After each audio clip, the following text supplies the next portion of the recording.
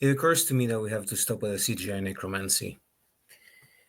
A while back, I was watching the first half of the last season of Cobra Kai, and in that show, spoilers, Daniel LaRusso has a dream where he meets Miyagi when Miyagi was young. And, the actor they cast, I have no idea if that actor looks like Pat Morita used to look when he was young, but for, let's say, within the context of the show and how we imagine Miyagi to be and how we imagine the younger Miyagi to be, like a martial artist, short but energetic, stuff like that. That actor was convincing. Like when I saw him, I was like, yeah, that could be young Miyagi. And again, there's a difference between what Pat Morita might have looked like when he was younger and Miyagi within the fictional universe. So, I'm just saying that I was convinced. I was, my disbelief was properly in place, that this is the same guy as Pat Morita, like within the context of the story. And it was a really good scene where Daniel is basically like kind of like reluctantly fighting a Miyagi who doesn't recognize him. It's kind of like Daniel was like in the past in his dream. And then at the very end, they effed it up. They put like a CGI, they inserted with CGI actual Pat Morita's face as we knew him in the Karate Kid movies, and that actually took me out. And not only because there was an uncanny valley there. Even if they had had a budget where it was done perfectly, I still would have had an issue with it.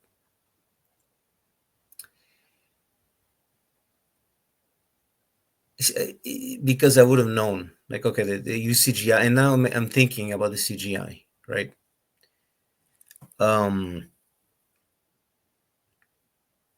It wasn't needed. We knew, like, we didn't need to morph the new actor, the actor of young Miyagi's face into like old Miyagi, into Pat Morita. It wasn't needed.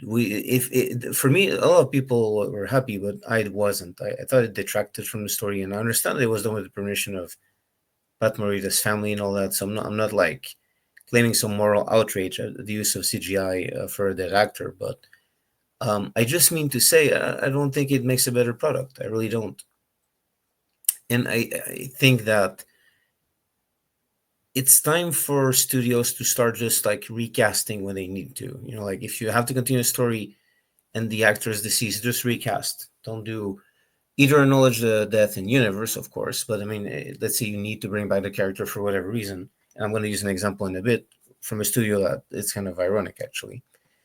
But I think it would have worked much better to just keep it with that young version of Miyagi. Because we knew it was Miyagi, and we knew that Daniel was having a flashback in the past. We didn't need his face to morph into Pat Morita to get that. And for me, it took me out. Because then it made me think of like real life. Me think, oh yeah, like, okay, they use CGI. Like, it makes me think of these things. I'm no longer in the story as much. And maybe in some cases, you'd argue that bringing a completely new actor into a role of a younger version of a character in a form we've never seen before, that younger self, wouldn't have worked. But the show had actually done an excellent job of setting that up, of talking about Miyagi when he was younger, of us thinking about that. And when the character's presented, it's made clear who that is. So ironically, they did such a good job that then you kind of like did something that most people might have thought was needed to connect the dots, but it really wasn't. And I thought it made the product of that scene for me was ruined in the end.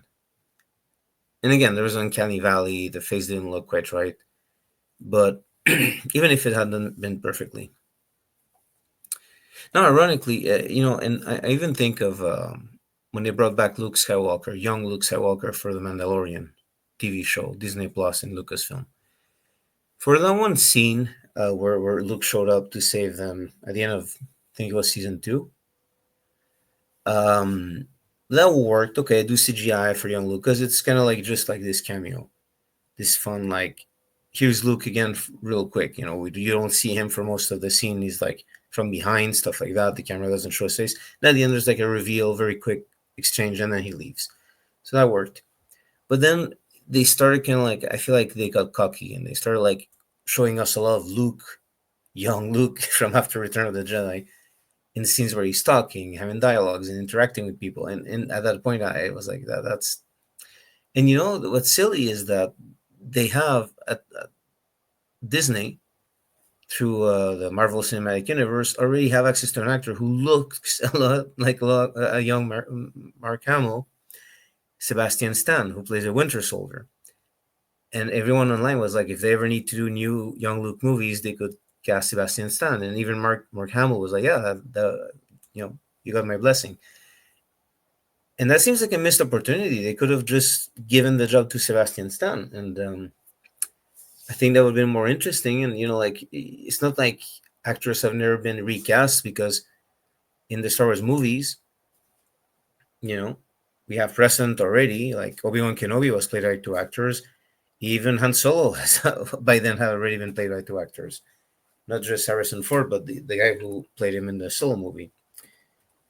Um, and then I don't know if it's because the estate of the deceased actor Ray Stevenson, may he rest in peace.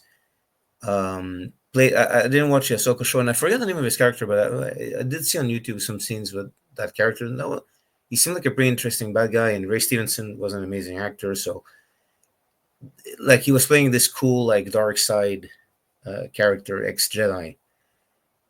And again, I haven't seen the show. I forget the name of the character, but I saw some scenes, and yeah, that was like, you know, those kind of villains that have nuance and substance to them, so you're kind of like interested in what they have to say.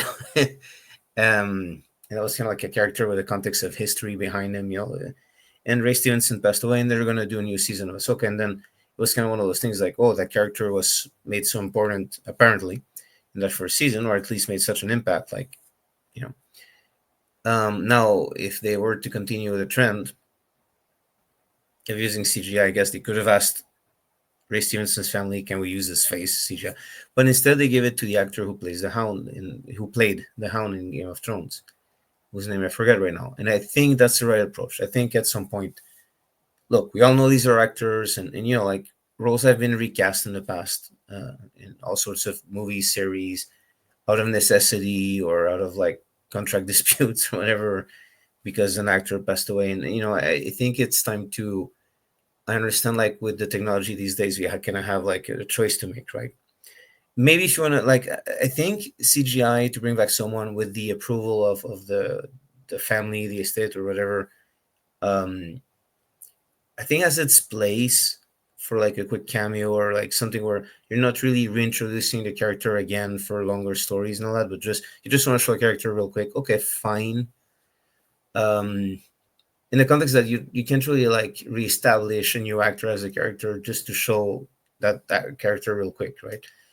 And kind of like I was saying with Luke in the Mandalorian. But then if you're gonna like start using a character, bring in a new actor, you get to kind of like establish it, give people a chance to get used to a new actor. It's not just for a quick cameo. So in that context, I think it's time that we started just letting new actors play old roles again. You know, technology is there, but it doesn't mean that we should, at least not all the time. What do you guys think? Let me know in the comments. Let me know, please. Helps with the algorithm and all that. Okay, thanks for watching.